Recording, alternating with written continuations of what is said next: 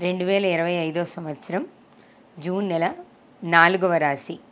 4వ రాశి వారికి ఈ నెలలో ఏ విధంగా ఉండబోతుందో తెలియజేస్తారా గురుగారు?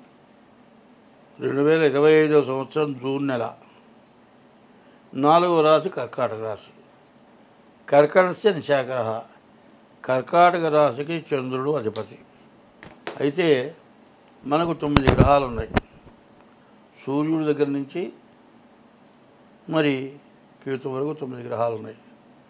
అయితే ఈ 9 గ్రహాలు ఎట్లా ఉన్నాయి? నవగ్రహాల గుళ్ళోకి వెళితే మధ్యలోనేమో చంద్రుడు ఉన్నాడు, మధ్యలో సూర్యుడు ఉన్నాడు, ఈశాన్య ఆగ్నేయ మూల చంద్రుడు ఉన్నాడు. సూర్య చంద్రుడు ప్రధానమైన గ్రహాలు. ఈ ప్రధానమైన గ్రహాలు ఎట్లా ఉంటాయంటే, సూర్య చంద్రుడు లేకపోతే ఏమన్నా ఉందా? సూర్యుడు కనపడకపోయినా బాగా విపరీతమైన ఎండ కాసిన తర్వాత చంద్రోదయం కాకపోయినా మనం బతకగలమా? లేదు. చంద్రుడు ఇచ్చే చల్లదనం వల్ల కనీసం ఎన్ని ఏసీలు ఉన్నా కనీసం బయట గాలి కూర్చున్నాం, కనీసం పార్కు కన్నా పోదాం. ఆ చంద్రుడు రాగానే కింద ఆ నేల మీద చెట్లకి చల్లదనం వచ్చేస్తుంది. చంద్రుడు ఇచ్చే నెమ్మ వేరు, ఔషధులు వస్తాయి. చంద్రుడు ఎవరికి కూడా శత్రువు కాదు. అయితే ఈ కర్కాటక రాశికి వచ్చేప్పటికల్లా పునర్వసు నక్షత్రం 4వ పాదంలో త్రేతాయుగంలో రామచంద్రుడు పుట్టాడు.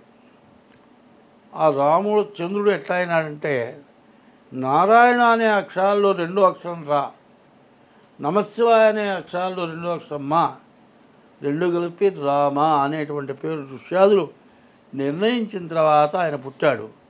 కర్కాటక రాశిలో చంద్రుడున్న రాశిలో పుట్టాడు కాబట్టి చంద్రుడు అయినాడు, రామచంద్రుడు. ఆయన ఎన్ని కష్టాలు పడ్డా త్రేతాయుగం నుంచి కలియుగం వరకు ఆయన్ని పూజిస్తున్నారు. రామచంద్రమూర్తి పటం లేనటువంటి ఊరు లేదు. ఆయన కళ్యాణం చైత్రమాసంలో చేయనటువంటి ఊరు లేదు. ఇంట్లో చేయకపోయినా గుళ్ళో పోయి అక్షతలన్నా వేసుకుంటున్నాం. అటువంటి గొప్ప రాశి కర్కాటక రాశి. ఈ కర్కాటక రాశిలో పుట్టారు అంటే పూర్వజన్మ స్మృతి ఉంటేనే పుట్టారు. ఇట్లాంటి కొన్ని రాసుల వాళ్ళు పుట్టబట్టే, వాళ్ళు ఉండబట్టే ఈ దేశం బాగున్నది అని చెప్పాలి. ఈ కర్కాటక రాశిలో చెప్పాలంటే పునర్వసు 4వ పాదం, పుష్యమి 1, 2, 3, 4 పాదాలు, ఆశ్లేష 1, 2, 3, 4 పాదాలు కలిసి కర్కాటక రాశి ఉంది. ఈ కర్కాటక రాశిలో పుష్యమి నక్షత్రం ఉంది. ఇజ్యాద్యవు తిష్ట పుష్యేతు పూజితో గురునామక వాగీశ్యామరేద్యశ్చ జీవో దేవపురోహిత అని. దేవతలకు పురోహితుడు గురువైతే మానవులకు పురోహితుడు పుష్యమి నక్షత్రంలో పుట్టినవట. ఎందుకంటే వాడు ఎంఏ పిహెచ్డి చదవదని, ఎన్ని ఎంఏలన్నా చేయని, నోటితో మాట్లాడగలగాలంటే పుష్యమి నక్షత్రంలో పుట్టగలిగితేనే తౌడుకోకుండా మాట్లాడతాడు. వాడికి చదువున్నా లేకపోయినా తౌడుకోకుండా మాట్లాడగలుగుతాడు. అదే ఎంఏ అంటే ఎవరిని నేను విమర్శించడం కాదు. ఎంఏ పిహెచ్డీలైనా ఒక చిన్న కాగితం మీద ఏం మాట్లాడాలి, కొన్ని మాటలు ఒక్కో సబ్జెక్టు ఒక్కో రాసుకొని తర్వాత ఒకటి మాట్లాడతారు. వీళ్ళట్టా కాదు. అసలు ఎవడు చెవులు నిక్కబొడిచి వినేటట్టుగా మాట్లాడగలుగుతారు. అటువంటి రాశి కర్కాటక రాశి. తర్వాత ఆశ్లేష నక్షత్రం. ఆశ్లేషో రగసర్ప హి భుజంగ వ్యాళ సంజ్ఞిక. ఇది సర్ప సంబంధమైన నక్షత్రం. ఈ సర్పాలు ప్రతి దేవుడి దగ్గర సర్పం ఉంది. ఈ సర్పాలు కూడా 9 సర్పాలు ఉన్నాయి. ఈ 9 సర్పాలు విశేషమైన సర్పాలు. మరి ఆశ్లేష నక్షత్రంలో కానీ, పుష్యమి నక్షత్రంలో కానీ, పునర్వసు నక్షత్రంలో పుట్టిన వాళ్ళు గొప్పవాళ్ళు. అటువంటి గొప్పవాళ్ళకి కూడా కష్టాలు వచ్చినాయి అంటే పూర్వజన్మలో చేసుకున్న పాపం, లేకపోతే ఈ జన్మలో నువ్వు చేసుకున్న పాపం, నిన్ను కన్నవాళ్ళు చేసిన పాపం, నీకు పుట్టినవాళ్ళు చేసిన పాపం, దానివల్ల కొంత అనుభవించినా ఎంతో మంచి మేలు చేయగలిగిన లక్షణాలు వీళ్ళకున్నాయి. మనిషిని బోలిన మనుషులు 7 ఉన్నారు. 7 ఎవరు? సూర్యుడి దగ్గర నుంచి శని వరకు 7. ఈ 7 జన్మలు ఎందుకు ఎత్తారు? వాళ్ళు సుకృతాన్ని బట్టి ఎత్తారు. కాబట్టి కర్కాటక రాశి చాలా విశేషమైన రాశి. ఈ రాశికి ఏకాదశంలో బుధ గురువులు ఉన్నారు, చాలా బాగుంది. అయితే రాహు సప్తమంలో ఉన్నాడు. ఈ రాహు సప్తమంలో ఉండటం వల్ల భార్యాభర్తలకి అనారోగ్యం కానీ, ప్రతికూలత కానీ, ఎవరికోరికి సమస్యలు రావటం కానీ, ఇది కాక ఈ కర్కాటక రాశికి శని సప్తమంలో ఉన్నాడు. మరి కర్కాటక రాశి శని 9 ఉంటున్నాడు. ఈ శని ఏమైనాడు మార్చి 30 దాకా అష్టమంలో ఉన్నాడు. అష్టమంలో ఉన్నటువంటి శని మరి నవమానికి వచ్చాడు. 2 సంవత్సరాలు 6 మాసాల నుంచి కర్కాటక రాశి వాళ్ళు చాలా ఇబ్బంది పడ్డారు. మళ్ళీ రాహు సప్తమానికి వచ్చాడు. చాలామంది ఏం చెబుతున్నారంటే చాలా కష్టం ఉంటుంది. అయితే వాళ్ళు చెబుతున్నారు, కొంతమంది ఒక ఆమె వస్తుందండి, ఆమె వల్ల కోట్లు వస్తున్నాయి. కోట్లు కాదు, పోట్లు వస్తాయి.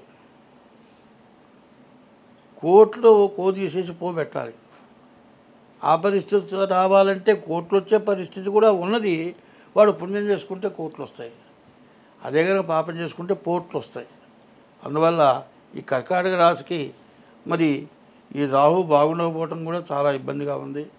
కాబట్టి ఈ రాశి వాళ్ళు ఎంత జాగ్రత్తగా ప్రవర్తిస్తే అంత మంచిది. ఇది పరిస్థితిని గురించి మాత్రం బాగా ఆలోచించాలి. ఏది ఏమైనా ఒకటి మాత్రం ముఖ్యమైన విషయం, ఇప్పుడు ప్రతి వాళ్ళు కూడా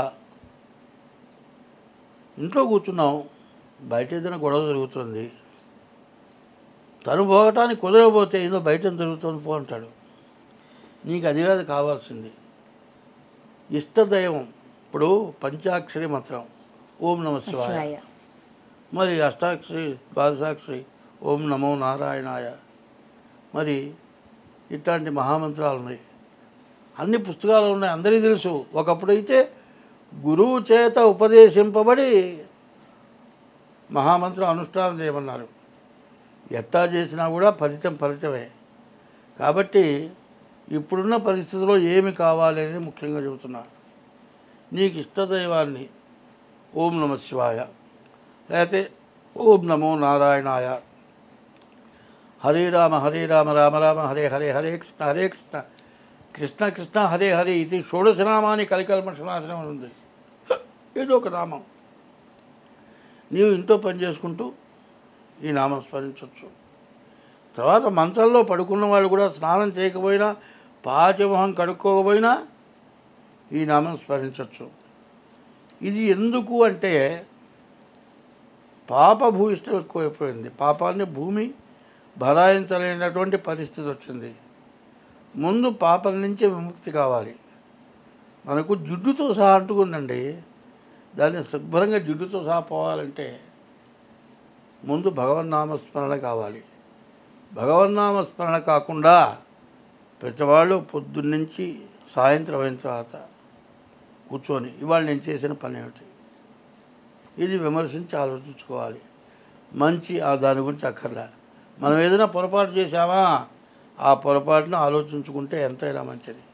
అయితే రాశిని గురించి చాలా తక్కువ చెబుతున్నాను, కొన్ని అవసరమైనవి చెబుతున్నాను.